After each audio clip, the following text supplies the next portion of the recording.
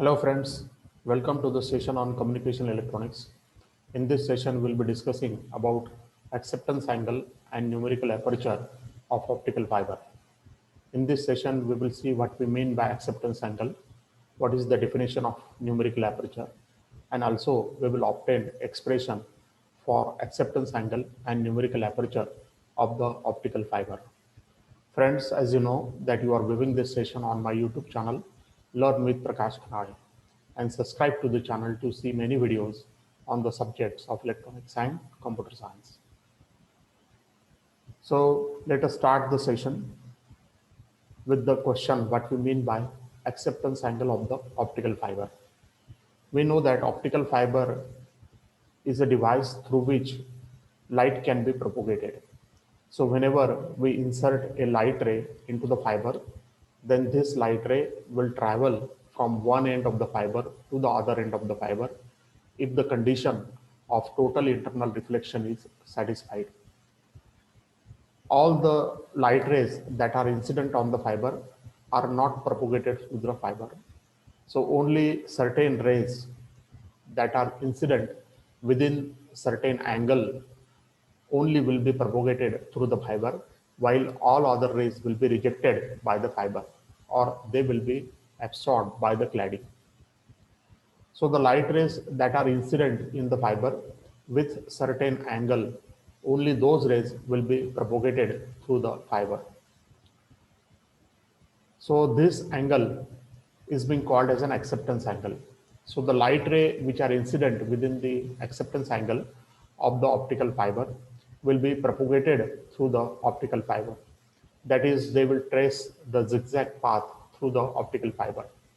So in this diagram, we have shown the core having the refractive index N1 and the cladding having the refractive index N2, and the light rays are incident from air into the fiber. So this angle is being called as an acceptance angle theta A.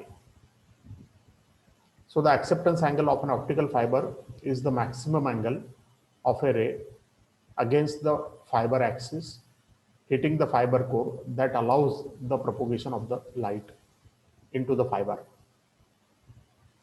So acceptance angle is the maximum external angle, and this external angle is required whenever we want to propagate the light ray through the fiber. This angle is unique for each fiber, and you will find that it will depend upon the material that is being used for the construction of the fiber, and also it will depend upon the core diameter of the fiber. Now, when the light rays are incident on both the sides of the axis of the fiber, that is on this side as well as on this side, then the cone will be formed by the acceptance angle on the both the sides of the fiber axis, and this cone is being called as the acceptance cone. So as shown in this diagram, the light rays are incident below the axis as well as above the axis, and therefore there will be a kind of cone form, and this cone is to be called as an acceptance cone. So the light rays which are incident onto the fiber within the acceptance cone will be propagated through the fiber, while all other light rays which are outside the cone will be refracted into the cladding and they will be absorbed in the cladding. Now let us go for the discussion of one important parameter that is being associated with the fiber, and this parameter is known as the numerical aperture. Numerical aperture is defined as the light collecting capacity of the fiber. So whenever we want to determine the light collecting capacity of any fiber, then that can be measured by using a parameter called as the numerical aperture. Say for example, we have been given a fiber having the core of refractive index N1, cladding having the refractive index N2, where N1 is greater than N2. And suppose the light rays are incident from air, where the air is having the refractive index N0. Now we know that whenever the light rays are incident within the acceptance angle, will be propagated through the fiber. And suppose this is the angle made by the light ray with the axis of the fiber. This is an external angle. And suppose this is the angle theta, this angle is theta c, and if you draw perpendicular over here, then this angle will be of 90 degrees. Now we can apply the Snell's law to the air core interface. So this is an air and this is a core. So we can apply the Snell's law first of all to the air core interface. Now when we apply the Snell's law, then we can write the equation n0 sine of alpha is equal to n1 sine of theta. So this angle is alpha, this angle is theta. N0 is the refractive index of the air and N1 is the refractive index of the core. Now from the figure, one can easily observe that this angle theta can be written as pi by 2 minus theta c, because this, if you compute here a triangle, then this angle will be 90 degrees, that is pi by 2, and therefore theta can be written as pi by 2 minus theta c.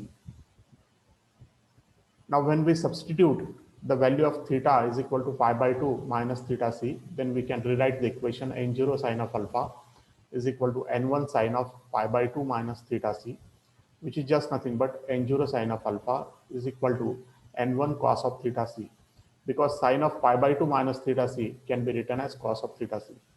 And therefore we can rewrite the equation sine of alpha is equal to n1 upon n0 into cos of theta c. But we know that sine square theta c plus cos square theta c is equal to 1, and therefore cos of theta c can be written as under root 1 minus sine square theta c. So we will substitute the value of cos of theta c in this equation later. Now again we will apply the Snell's law now to the core and cladding interface. So this is the interface where we can apply the Snell's law. So we can write the equation n1 sine of theta c is equal to n2 sine of 90 degrees, because this angle is of 90 degrees. And therefore, we can write this equation as n1 sine of theta c is equal to n2, because sine of 90 degrees is equal to 1. And therefore, sine of theta c can be written as n2 divided by n1, where n2 is the refractive index of the cladding. And therefore, we can rewrite the equation for cos of theta c as just nothing but under root 1 minus sine square theta c. So which is just nothing but under root 1 minus n2 divided by n1 square. Now we can substitute the value of cos of theta c in the earlier expression of sine of alpha. And therefore, we can rewrite the equation for sine of alpha is equal to n1 divided by n0 into under root 1 minus n2 divided by n1 square. And therefore we can rearrange this equation as under root n1 square minus n2 square divided by n0. But we know that n0 is the refractive index of the air, and for air the refractive index is equal to 1. That is, the value of n0 is equal to 1, and therefore we can rewrite the above equation of sine of alpha is equal to under root n1 square minus n2 square. So you can say that alpha is the angle of acceptance angle, and therefore alpha can be written as sine inverse of under root n1 square minus n2 square. Or also this expression can be called as a numerical aperture, where numerical aperture is equal to under root n1 square minus n2 square. So if you know the refractive index of the core and the refractive index of the cladding, then you can compute the numerical aperture for the optical fiber by using this relation. Also, it is possible to obtain this expression in another form also. Say for example, n1 square minus n2 square can be written as n1 plus n2 into n1 minus n2. The same thing can be written as n1 plus n2 divided by 2 into n1 minus n2 divided by n1 multiplied by twice n1. So in order to keep the same value, we have divided by twice n1 and we have multiplied by twice n1. Now n1 plus n2 divided by 2 can be approximately taken as n1, because the refractive indices of core and cladding are almost same, and therefore we can take it value equal to n1. And also we will define one more parameter, and that is being called as the fractional difference delta, which is equal to n1 minus n2 divided by n1. And therefore n1 square minus n2 square can be written as twice n1 square into delta. So where delta is the fractional difference of the refractive indices between core and cladding. And therefore, we can rewrite the equation for numerical aperture as under root n1 square minus n2 square, just nothing but n1 into under root twice delta. So if you know the value of delta, then it is possible that you can compute the numerical aperture for the optical fiber by using this relation.